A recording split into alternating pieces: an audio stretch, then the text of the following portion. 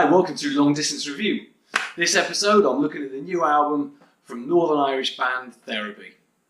Now Therapy were formed in 1989 and they're from Northern Ireland, as I already said.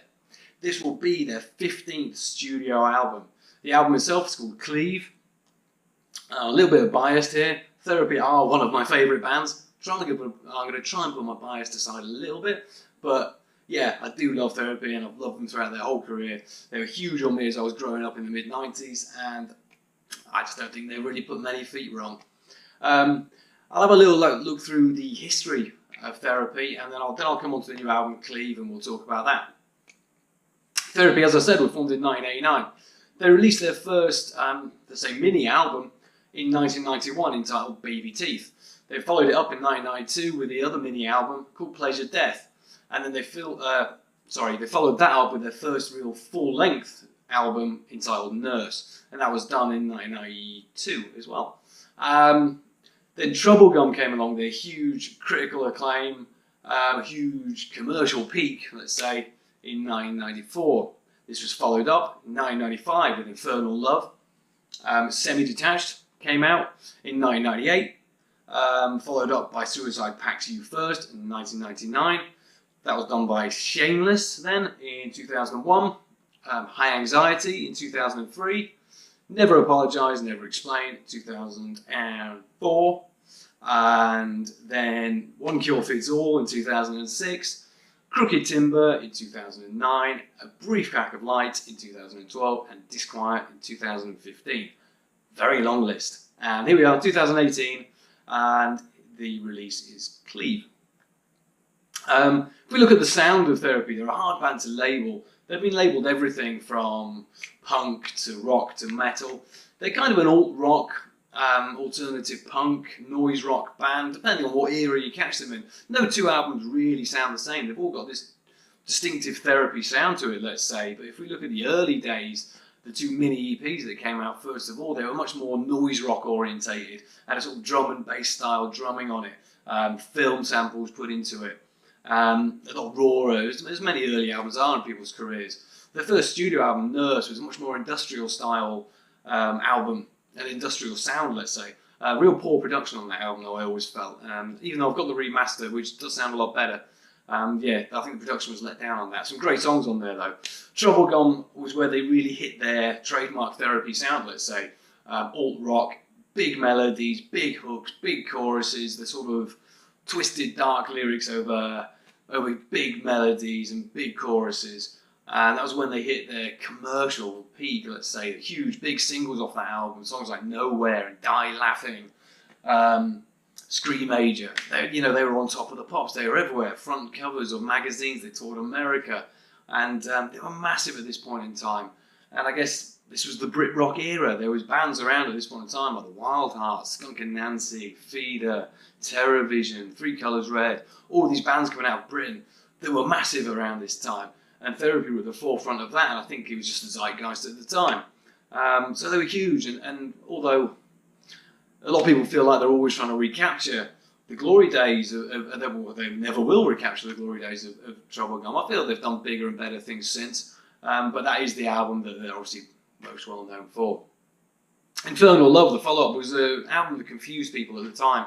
I always remember buying Kerrang at the time. I think it gave it 2 out of 5. I think everyone looking back on the album, it's much more fondly looked at nowadays than it was at the time. Personally, it's one of my favourite Therapy albums. I love Infernal Love. It's got a lot of ambient feel to it and has these strange sort of siegs in between songs. A lot more sort of goth-inspired album, I guess. But I love it. It's still got the big songs on it, big hooks like Loose and Stories. Semi-Detached follow-up to that was a much more return to the alt-rock sound, but there was a lot of label problems at this time for Therapy, and I think this is where their sort of commercial presence dwindled, let's say, and I think their reaction to that came out in Suicide Pact You First, which was a noise rock, very abrasive, very twisted and dark album, and it sort of confused critics at the time. Not many people liked it, and it was a real strange period in Therapy's existence, let's say. Looking back, I love that album. I think it's great, but it is very different from everything else. They went sort of punk and rock and roll on Shameless. Sort of worked a bit. It wasn't great, I didn't think. High Anxiety returned to the more sort of pop melodies and big pop hooks that they're well known for on Troublegum. Never Apologise, Never Explained is a really cool album. I really liked how sort of the industrial sound came back a little bit, and it's much more abrasive, that album, but still retains the therapy sound that they always have, the big melodies, you know. One Cure Fits All, similar to that, but a bit more of a polished production on it. A bit poorer songs, I think, on that album. It's an album that I'll never really go to when I look for a therapy album to listen to. Crooked Timber and A Brief Crack of Light all work together. They're two very experimental albums. A lot more sort of jazz influence, if anything else, and prog influence on those albums. Really interesting albums, but quite different to everything else. And then Disquiet in 2015 went back to the more, I always liken it to a sort of noisy cousin of Troublegum, that album. Really cool album. And yeah, it's all returned to the alt-rock sound that they were well known for. So here we are in 2018, and Cleave. And you sort of have to wonder where they were going to go with Cleave. And out of interest, Chris Sheldon returns to producing. Chris Sheldon was the Troublegum producer. So in a way, you can sort of see where they were going with this album. Out of interest, I bought the vinyl. Here is, for those people who love vinyl, is the signed vinyl of Cleave. Yeah, cool. Do love my vinyl. And yeah, so Cleave's come out. So where do we look at with Cleave? Well, we start, as always, with the opening song. A song called Wreck It Like Beckett. Now, this is a huge opening song. Therapy have always got a real cool knack of sounding almost claustrophobic and trapped, and everything's ready to burst and boil. And this is no different. The verses sound very sort of claustrophobic and trapped, and then this huge riff in the chorus and huge hook. It's a great song and a really massive opening song. And it's a song about sort of, you know, starting again and starting a new chapter, and an ideal opening song for an album and a new chapter in therapy. Followed up the song Cacistocracy, a song sort of about the state of the world at the moment. And Andy Cairns has always had a, sorry, I've never read out the lineup for this album. It's Andy Cairns, Michael McKeegan and Neil Cooper. It's been the lineup for a long time, actually. Andy Cairns, Michael McKeegan, members since day one. Neil Cooper, this will be his 6th studio album. The most studio albums by a drummer in therapy, I have interest. Cacistocracy, so I was saying. Andy Cairns has always had a great knack of, I think, saying a lot by not saying many words. And I think this song's no different. The big hook around this song's formed around is the chorus of "It's okay not to be okay," which says a lot when you're talking about the way the world is at the moment, and everyone's worried about something, pissed off about something. You know, things aren't great, let's say. And Andy Cairns puts it down to one thing, you know, it's okay not to be okay. It's okay not to be happy with the way the world is, basically. Really cool song. Followed up, the third song on this album is Callow, the single that most people would have heard before the album came out. When the reaction to this song when it first came out was decent, but I think a lot of people sort of said, oh, okay, that's good, let's see what else they've got. I thought it was going to sound out of place, but it doesn't. Like I said before, Therapy have got a great knack of mixing light and dark, and it's the dark lyrics over these light melodies they always do so well. And Callow's no different, a song about medicating mental illness. And it's all these dark, troubled lyrics over this huge, light melody. And it's always done so well. And Callow's no different. Really good song.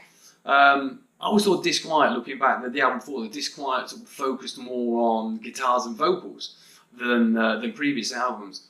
And whereas this album, I really think that it's gone back to focusing a lot more on the drums and bass, the rhythm section of the band.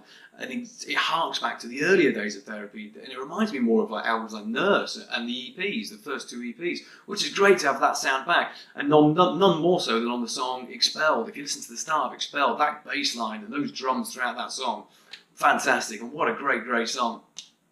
And it's really good to have that side of Therapy back, more rhythmic, more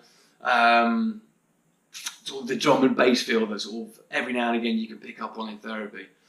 The song, another song on there, Success is Survival. That reminds me of One Cure Fits All, which isn't always necessarily a good thing. I don't think it's a terrible song, but I think it's possibly the weakest on the album. But Therapy don't do bad albums, let me say straight off. I know I'm biased and I love the band, but they never really do bad albums. There are worse albums than others, but there aren't bad albums. One Cure Fits All isn't a terrible album, I just don't think it stands up in comparison to the others. And I don't think Success is Survival is a bad song, but I just think amongst the pedigree of songs on this album, it's possibly not the best one.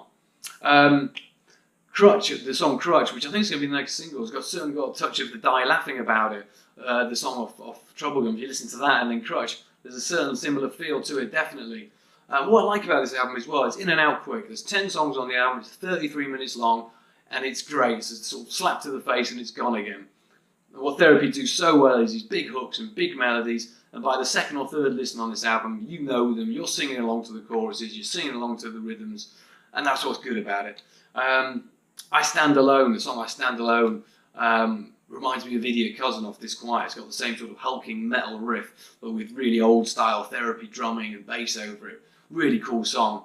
I think this is better than Disquiet, by the way, the disclaimer. The last couple of albums they've released, Disquiet, sort of, although it's a good album, and at the time I really listened to it a lot, and they really go back to it that much. Whereas this, I think this has got a much better. It's much better than Disquiet, I think. I think it's more of a cross between Nurse and, say, Never Apologise, Never Explain. That kind of sound. And they're two of my favourite albums. The end of the album, last two songs you got Dumb Down, which is a really cool song. Andy Cairns has got some great lyrics, and he always has, as I've said before. He's like this Irish prophet, you know, sort of shouting at the world from a sort of normal man's point of view, which, you know, that isn't a disparaging comment, that's a compliment. I think he's fantastic at it, and none more so in the song Dumb Down, which is about the mess that Brexit's, you know, evoked in this country, and people's attitudes to it, and people's attitudes to other people. If you read you a lyric off that one, which I really liked, was it slipping away back into the sea, an island race more divided and bleak. You would send me back to my home, but this is my home, try putting me out. As I said before, he says a lot, with not many words, and he's got a great knack at doing that. But yeah, that's a really cool song. And the final song, No Sunshine, may well be my favourite song on the album. As I've said before, Therapy have a great knack of mixing dark and light together. They always have done, and No Sunshine is probably the most on this album of that context.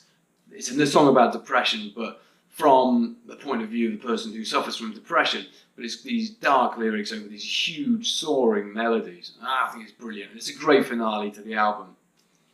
Therapy are a great band. They're a consistently brilliant band, and it's a band that we should be so grateful for in this country. 15 albums down the line, they're still producing great stuff. And for all the people out there who think that they aren't relevant anymore and they're an old band, oh, that band from the 90s, that band that did Troublegum. This album is all about the state of the world at the moment, the state of mind of people and yourself. There's nothing more relevant than that at the moment. And I think they sound relevant on this album. They sound vital. And it's brilliant to hear them do that. As musicians, they're some of the best out there. Neil Cooper is one of the best drummers going nowadays. And Andy Cairns and Michael McKeegan have always been fantastic. And they show their talent on this album so well. So go check it out. If you're one of these people that's only ever listened to Troublegum and thought, that was really good, but they never really did anything as good as that. Maybe they didn't in your eyes, but they're certainly worth dipping into. Go check out this album.